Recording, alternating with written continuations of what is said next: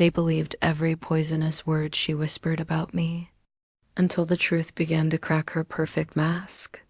She thought her lies would bury me forever, but sometimes lies bury their own maker first. And when her empire of deception collapsed, everyone finally saw her for who she really was. Don't forget to like, subscribe, and share for more powerful stories. The story began with something so small, I almost laughed it off. A careless whisper, a subtle smirk, and suddenly I noticed the way people looked at me changing. I was at work, presenting my idea during the weekly meeting, when I caught two colleagues exchanging glances. A few muffled chuckles followed, though no one dared say anything out loud. Later, as I left the conference room, a friend pulled me aside. "Hey, are you okay? People are saying things." "Things?" I asked, confused. She hesitated. "That you lied about your qualifications. That maybe you exaggerated your achievements to get here." My stomach sank. I had worked tooth and nail to earn everything I had. Long nights of study, sacrifices, pushing myself harder than anyone else. And now this. Who would say such a thing? It didn't take me long to find out. Her name was Sonia. She had been at the company for a little over a year, always smiling, always pretending to be my friend. But I noticed how her eyes sharpened whenever I spoke up, whenever someone praised me. Jealousy, I later realized, had been hiding beneath her perfect grin. The first rumor spread like fire. Suddenly, colleagues who once respected me seemed cautious, even cold. I felt the shift in the air.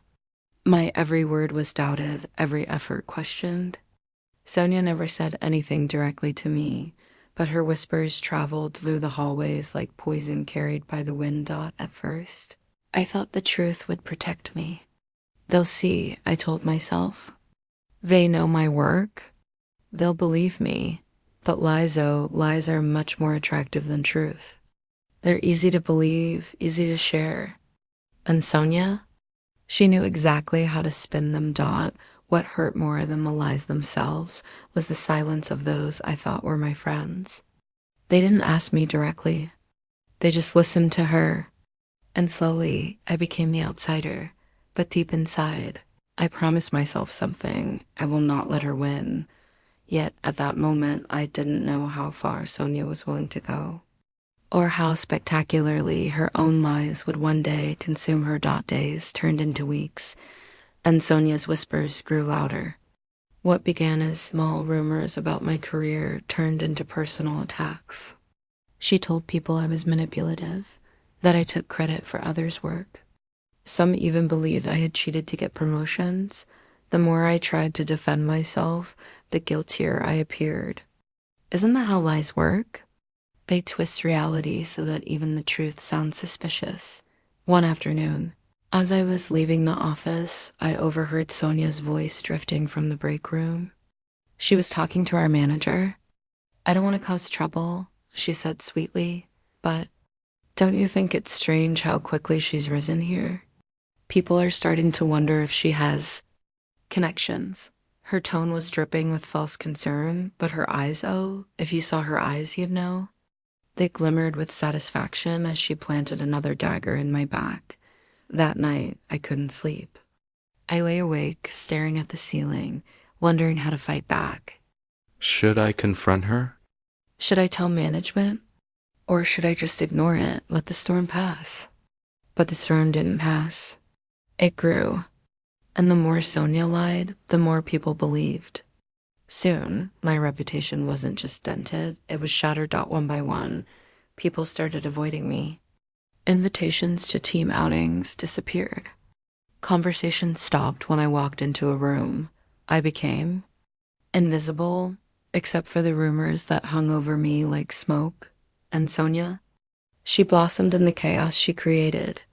She stood taller, smiled brighter, and wore her false halo with pride. Everyone saw her as the helpful, kind colleague who only shared concerns, but I saw her for what she truly was, a master manipulator. Yet, What Sonia didn't know was this truth has a strange way of surfacing. Lies might shine brightly for a while, but eventually they collapse under their own weight, and deep inside I decided I wouldn't just survive her lies. I would make sure she was destroyed by them, but how? That was the question that kept me awake, and soon fate itself would hand me the answer. In a way neither of us could have predicted, I started watching her the way you watch a storm brewing on the horizon, not out of paranoia, but because storms have patterns. Sonia was careful, but not careful enough. She smiled at managers in a way that said I belong. And behind closed doors, she spun stories like a spider spins silk. Quick, sticky, nearly invisible until you walk into the web dot one morning. I arrived to find a thin envelope on my keyboard. No name, no note.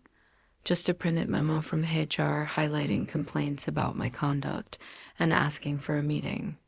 My stomach dropped as if someone had punched it. The office hummed on, cheerful and oblivious. I walked straight to my desk and opened my drawer, hands steady because adrenaline makes you sharp. Inside was something worse. An email printout from a coworker alleging that I'd manipulated a client call to make myself look indispensable. The email was dated 2 weeks earlier, the day I'd been sick at home. Someone had forged the timestamps. I didn't scream. I didn't storm into Sonia's desk and accuse her in front of everyone. I took a breath, printed copies, made a folder. There is a cold kind of strength that comes when you refuse to be baited into drama, when you meet poison with steel instead of venom. I called Sarah from compliance and said simply, "We need to talk." Sarah's face softened when she saw me. "I knew something was off," she said. "You've been too professional to be a liar." She scanned the documents and frowned. "This looks selective. Whoever wrote this waited for a day you weren't here. That's not an accident. We didn't confront Sonia yet. We did something far better. We observed. We watched how her stories spread, which colleagues repeated them, which clients pulled back, who suddenly had a concern to raise. Patterns emerged. People she'd whispered to suddenly brought up a feeling in the elevator. Others forwarded private messages as if proof had always existed. The network of her lies was a lattice. Pull one thread and the whole thing VIBRTE day. That afternoon, I planted a seed of my own. Not a lie, never that. A truth dressed as a casual remark. I told an associate casually about a small, ridiculous detail only I and a handful of team members would know about a past campaign. A detail I knew Sonia would copy if she got a chance. I watched her from across the room as she brightened and repeated the detail in another conversation, her voice loud enough that a vendor overheard and questioned her. The vendor asked for confirmation. Sonia's face faltered. It was a tiny crack, but cracks become fissures. Meanwhile, my meetings with HI multiplied.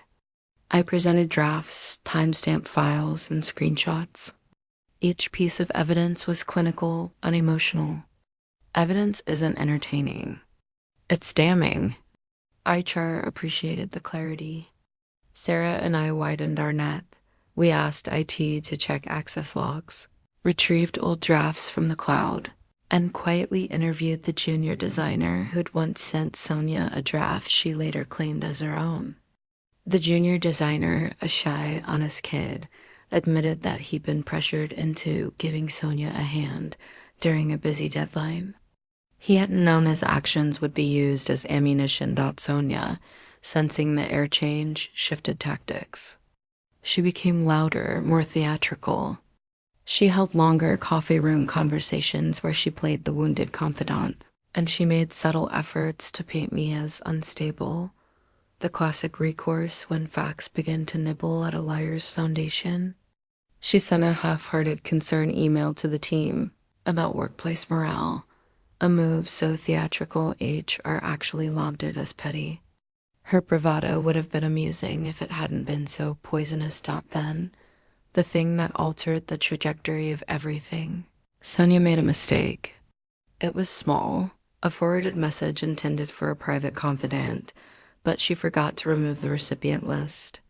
The message contained an unguarded rant about how easy it was to manipulate people and instructions to post the client. Questioned subtly the next week so the timeline would look wrong. It was the sort of message people send in anger, assuming privacy. I saved the email and sent it to Sarah with one line: "We need to talk now." When the HR manager read the message, she paled.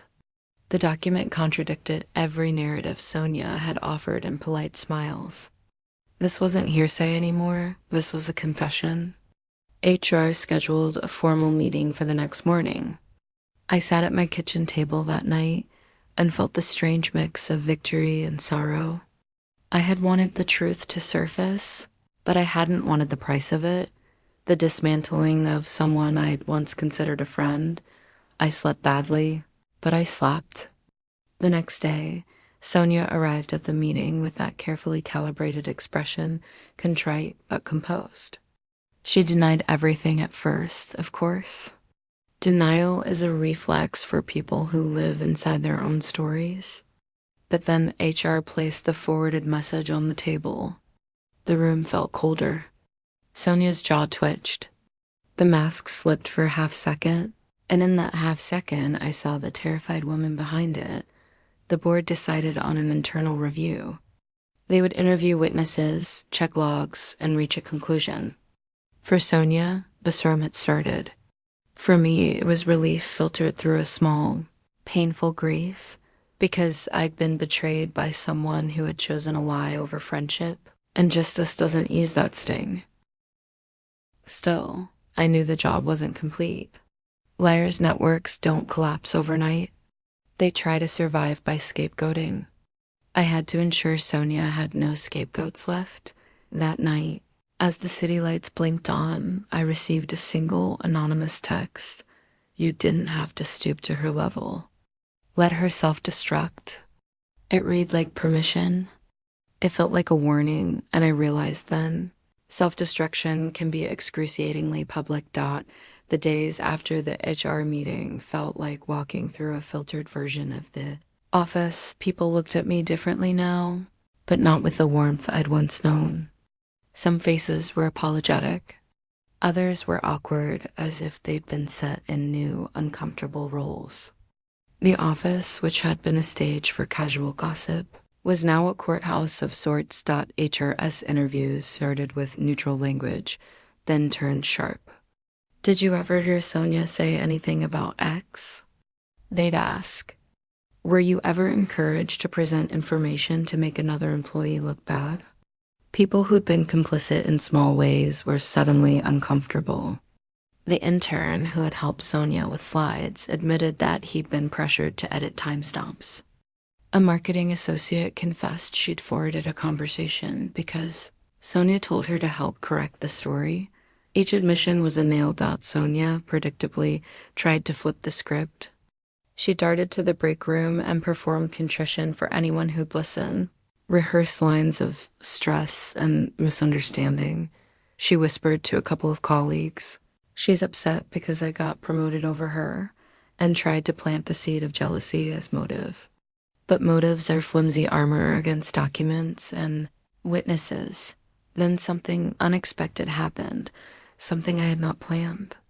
2 weeks earlier, an ex-employee, Nina, who had left the company after a messy exit, sent me a message asking if we could talk.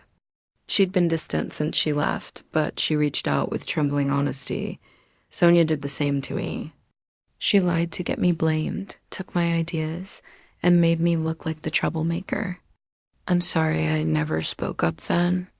I'll help now. Nina's testimony was powerful because she had no stake left in the company. She could say things without filter. Her words, combined with the internal logs and the forwarded message, formed a dam that was beginning to crack Sonia's image. The HR manager, who until then had been careful and procedural, leaned in when she heard Nina's voice on the phone. Public humiliation's strange thing is that it creates echoes. People who have been hurt in similar ways find each other and together they become testimony. A pattern emerged. Sonia had a long track record of whispering, of shifting blame, of fabricating small incidents to weave herself into a narrative of victimhood while isolating others. Each person who came forward felt lighter afterward. The burden of silence lifted as truth multiplied. Word spread to the higher-ups. The CEO demanded a full report. Sonia's circle shrank. Those who had once echoed her began to distance themselves, awkward and apologetic. I watched one by one as faces that had smiled at her began to register regret. Her rehearsed villains became uncomfortable allies of honesty, but human beings are tricky. When cornered, many choose anger over admission. Sonia lashed out at a staff social event, loudly accusing me of ruining her career and throwing allegations so vague they sounded like grief masquerading as attack. People recorded her on their phones. The video spread through internal channels like wildfire. But even as she raged, the evidence kept its clinical patient line. A ran as noise. Logs are proof. One evening, the CEO called me privately. His tone was tired but respectful. "We owe you an apology," he said. "We handle things poorly sometimes, but your professionalism, it's shown the company its blind spots.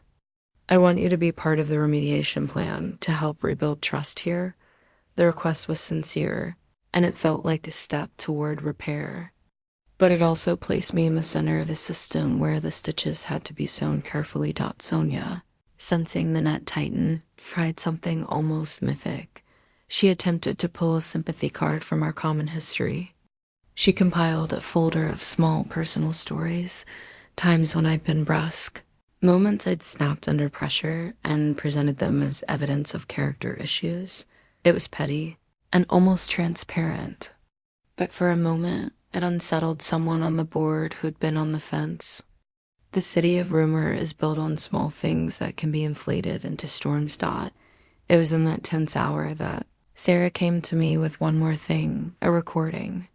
A voice memo from Sonia herself, caught during a braggadocious phone call with a former friend, where Sonia laughed and recounted how she'd painted the new girl into a corner in hell. The bosses loved me for my loyalty. It was obscene in its casual cruelty. The room where I played it was small, and the lights buzzed quietly. When the voice finished, a long, slow exhale moved through the HR team.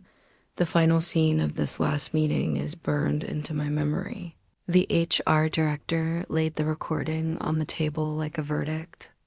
Sonia's face, previously composed, crumpled slowly as if heat were melting a wax mask. The CEO closed his eyes. The board's faces were a map of disappointment. And for the first time in months, a large, professional machine moved with the speed truth deserves. They placed Sonia on administrative leave, pending an independent investigation. The company issued a statement about upholding a respectful workplace culture. It was sanitized and careful, but it was also a formal correction to months of whispered lies. The public part of her fall was only beginning, for reputations are social currency, and the market had turned against her. That night, I walked home under the streetlights, thinking of how fragile people build their personas out of other people's ashes. I had won a small victory, but I understood something more dangerous. Victory is not an endpoint.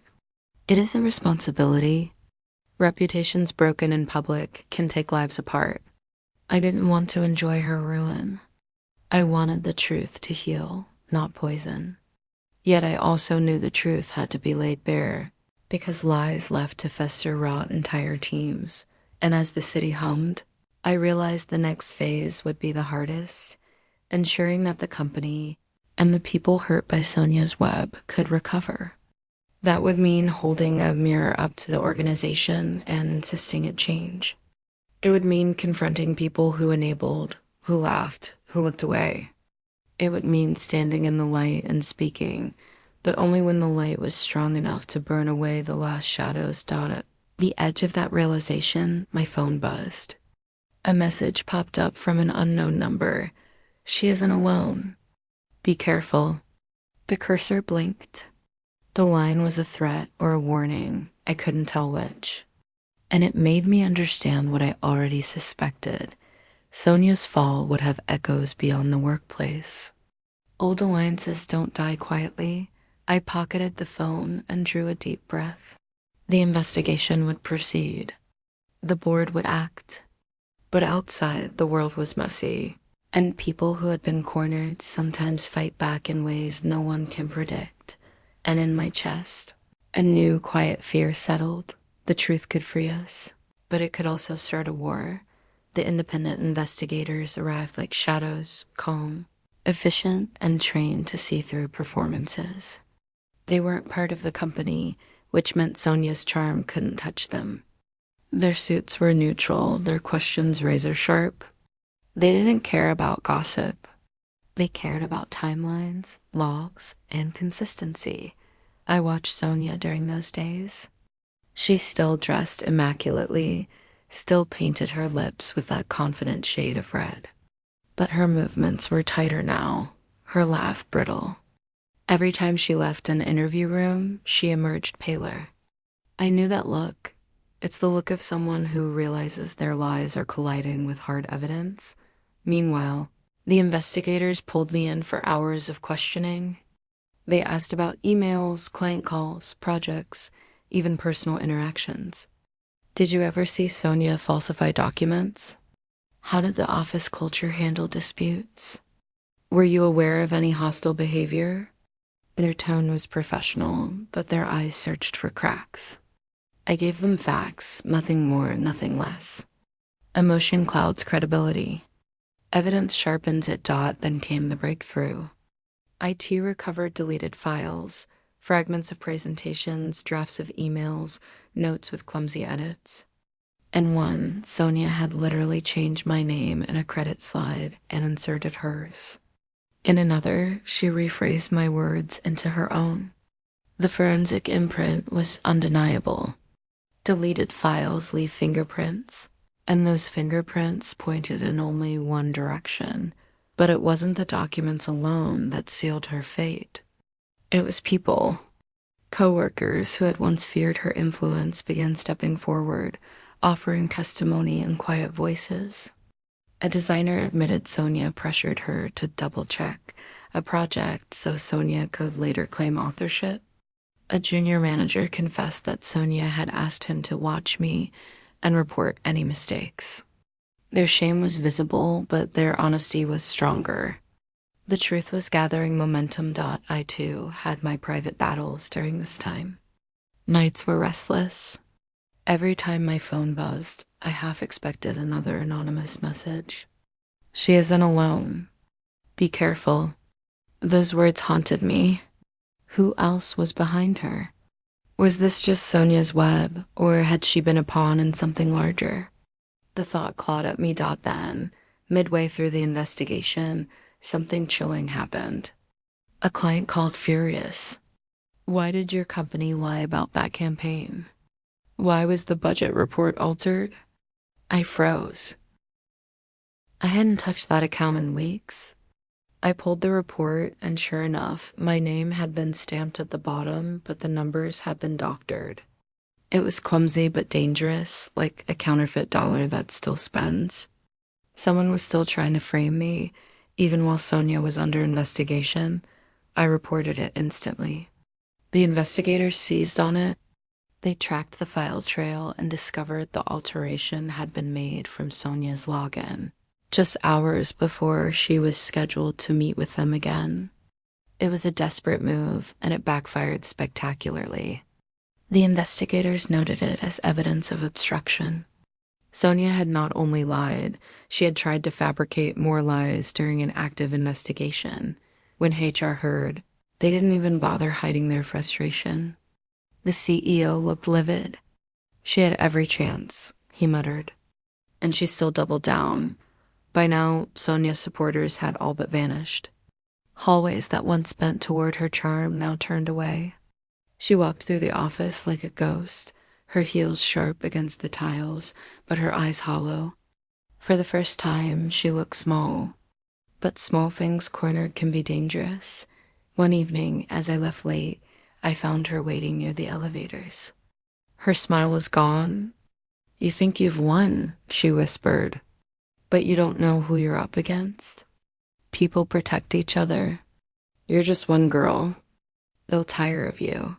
I didn't answer. I just looked at her, calm, steady. Sometimes silence is the loudest answer of all. She stepped back, her eyes narrowing. And for the first time, I saw not just a liar, but someone terrified of being unmasked in a world where image was everything. Independent review was closing in, but Sonia wasn't finished. She had one last card to play. Sonia's last card wasn't subtle. It was spectacular. She called for a town hall meeting, the kind of dramatic gesture designed to win sympathy in one sweeping move. Management allowed it, perhaps to give her a fair chance. Perhaps because they wanted her to hang herself with her own rope. The entire office gathered in the glass conference hall. Sonia stood at the front, shoulders squared, voice trembling with practiced emotion. "I've been unfairly targeted," she began. "I've given years to this company, and now lies are being used to destroy me." Her eyes flickered toward me, just long enough for people to notice. "Ask yourself, who benefits from painting me as a villain?"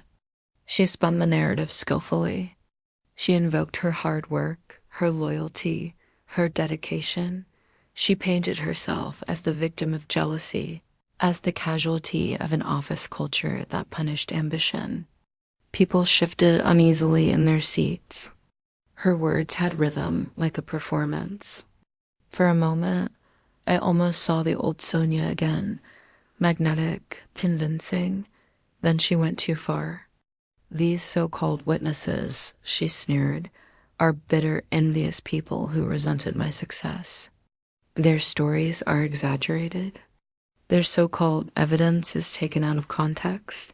She lifted a folder dramatically. "And here proof of the smear campaign against me."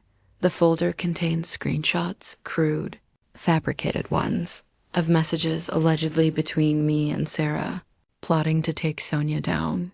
The screenshots were sloppy, the fonts mismatched, the timestamps nonsensical.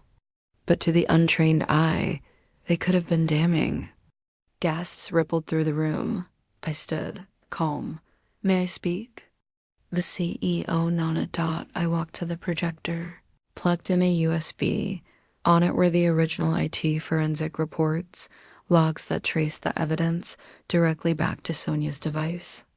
The fabricated screenshots bore her digital fingerprints, every edit recorded. I let the room see it, line by line, proof laid bare in clinical detail. No dramatics, just truth. Silence fell. Sonia's face drained of color. For the first time, her mask shattered completely.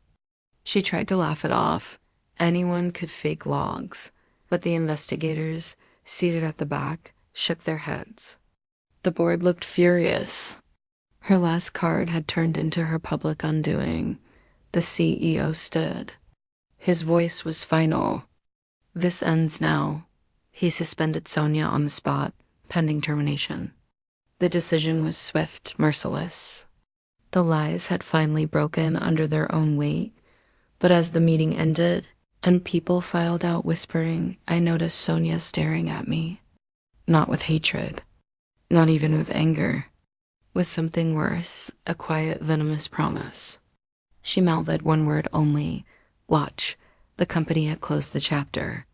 But I knew Sonia hadn't. Sonia's suspension hit the company like a storm, but the real thunder came after. In a world built on reputation, whispers spread faster than any official memo. Clients called nervously, partners asked questions, and the board scrambled to maintain composure. Everyone wanted to know the same thing: how much of what Sonia touched was real, and how much was a lie. At first, Sonia tried to act like nothing had changed. She showed up to the office, collecting her things in designer bags, her chin raised as though she were still untouchable. Some people avoided looking at her. Others stared too long. It was that cool moment when people watch a powerful figure fall, torn between pity and fascination, but then the press got wind of it. A business blog leaked fragments of the investigation, painting Sonia as the golden employee turned fraud. The article didn't use names, but in our industry, identities aren't hard to guess. Overnight, Sonia went from admired to infamous. Social media turned brutal. LinkedIn posts hinted at toxic colleagues exposed. Twitter threads speculated about false success stories unraveling. Instagram, accounts that once tagged her in glamorous events now quietly untagged old photos. Her glossy image was cracking, and the cracks were loud. For me, life didn't suddenly turn sweet. Yes, the whispers around me faded, and people stopped looking at me like I was guilty. But a different kind of attention started. Coworkers approached me quietly, apologizing.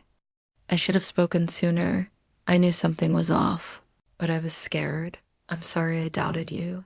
Their words were soft, but they didn't erase the months of doubt and loneliness I'd endured. And Sonia. She wasn't done. Late one night, I received an email from an unknown account. The subject line read, "You don't know the whole story." Inside was a single line. She wasn't working alone. My blood ran cold. Who else had been feeding Sonia lies? Who else had helped her? Suddenly, the thought of a wider conspiracy no longer felt paranoid. I couldn't shake the feeling that Sonia's downfall wasn't the end. It was only the beginning of something darker. The next day, the CEO pulled me aside. "We're moving forward without her," he said. "But we need to be careful. If Sonia decides to retaliate, she could drag others down with her." And frankly, his voice lowered. I think she might. He wasn't wrong. Because while the company was ready to bury her name, Sonia was preparing her most dangerous move yet, going public herself. When Sonia went public, she didn't do it through quiet interviews or subtle leaks. She did it her way, loud, dramatic, impossible to ignore. She posted a long, fiery video online. Her face filled the screen, makeup flawless, voice trembling with passion. She called herself a victim of corporate politics, accused the company of scapegoating her, and painted me as the mastermind who orchestrated everything. They needed someone to take the fall, she cried, and I was an easy target because I was successful, because I wouldn't bow down. Her followers, the ones who had admired her carefully built image, ate it up. The video went viral in hours. Comments flooded in, "Stay strong, queen." "They're jealous of you." "Expose them all." Hashtags trended. For a moment, it looked like she had turned the tables, reclaiming her crown in the court of public opinion. But then, cracks appeared. A journalist reached out to me. "We're fact-checking Sonia's claims," she said. "Do you want to comment?" I hesitated. Silence had been my armor so far. But this time, silence could let her lies grow again. I didn't give her a comment. I gave her something better. I handed over copies of the forensic reports, the altered files, and testimonies from coworkers. The journalist's eyes widened. This is explosive." A week later, an expose hit the news cycle. Headline: "The Fall of a Fabricated Star, How Sonia Built Her Empire on Lies." The article dismantled her story piece by piece, comparing her viral video to hard evidence. Screenshots of her falsified reports, testimonies from former colleagues, and even the attempted town hall fabrication. It was all there. Then came the avalanche. Former clients stepped forward, sharing how Sonia had exaggerated results. Old friends revealed stories of manipulation. Even her allies online began deleting their supportive comments. Too embarrassed to be associated with her, but the most shocking twist wasn't in the article. It came afterward. Sarah, the quiet coworker who had always seemed hesitant, almost scared, asked to meet me privately.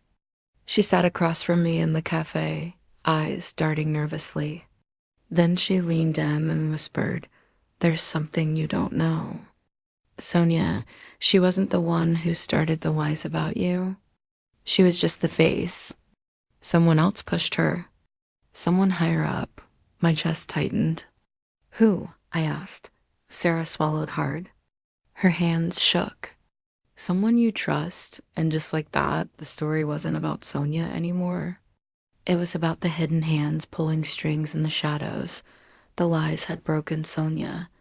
But now, I was beginning to see she might not have been the only liar. Sarah's words echoed in my mind for days. Someone you trust. It was vague, cruelly vague, and yet it gnawed at me with every interaction. Who could it be? I replayed every moment in my head, the meetings where Sonia had struck first, the whispers that followed, the cold stares from colleagues. Who had been feeding her fuel? Lies don't burn this brightly without someone striking the match. Then the clue came. Sarah finally sent me a file. I'm risking everything sending you this, her message read. The attachment was a trail of emails, not between Sonia and random outsiders, but between Sonia and Arjun, my own manager. The man who had mentored me, vouched for me when I first joined. The one I had always defended when others called him manipulative. The emails were brutal in their clarity. Arjun had orchestrated it all. He had fed Sonia the proof, encouraged her to push the narrative that I was untrustworthy, and then sat back as the fire consumed me. Why? The answer was right there too. My promotion, the one I had worked for tirelessly, had been Arjun's ambition. He had wanted the seat I was being considered for, but when the board saw me as the rising star, he panicked. Sonia was his weapon.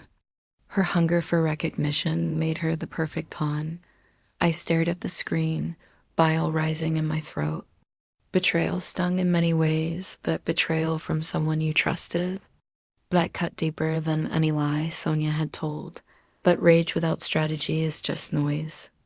If I wanted to bring Arjun down, I needed precision, quiet, ruthlessness. So I set a trap. I approached Arjun casually the next day, mask firmly in place. It's strange, isn't it? I said, sipping my coffee. How Sonia's downfall still leaves so many questions. His eyes flickered, just for a moment, but enough to betray a ripple of unease. Then I dropped the bait. I've been talking to some journalists. They're digging deeper. I wouldn't be surprised if Sonia started naming names. Arjun's face tightened, and in that tiny shift I knew fear was already working its way under his skin. That night, I set my plan in motion. I leaked the emails, not all at once, but just enough to spark curiosity. Just enough to make people wonder if Sonia's lies had roots beyond her. And while the questions spread, I prepared the final blow, because this wasn't just about Sonia anymore. This was about the man who had used me like a pawn in his ugly game, and I wasn't going to let him walk away. Unscathed, the board meeting was tense. Whispers filled the air as I walked in, carrying a slim folder under my arm. Arjun sat at the head, pretending composure, but I could see the sweat on his temple, the way his fingers drummed nervously against the table.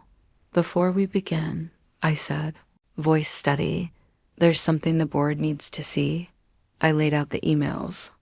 One by one, their eyes widened as they scanned the exchanges between Arjun and Sonia. Gasps filled the room when they read how he had orchestrated the smear campaign, how he had pushed her to attack me, how he had weaponized her ambition to protect his own career. Arjun tried to speak, but the room drowned him out. The CEO's voice cut through, sharp as a blade. You used your position to destroy one of our own. You manipulated this company for personal gain. You're finished here, and just like that, Arjun's empire crumbled. The irony was bitter. Sonia had burned herself with her lies, but Arjun, the so-called mastermind, was destroyed by the very evidence he thought he controlled. In the weeks that followed, the silence was almost eerie. Sonia disappeared from public view, her once glamorous profile fading into obscurity. Arjun was stripped of his power, his name whispered with disgust instead of respect, and me. I didn't gloat. I didn't throw a party or make a public statement. I carried on with my work, quietly rebuilding the reputation they had tried to shatter. My victories weren't loud. They didn't need to be because in the end, true revenge doesn't require noise. It thrives in silence. And as I walked past the glass walls of the office, head held high, I knew one thing for certain. Their lies had broken them. But me, their lies had built me stronger than ever before.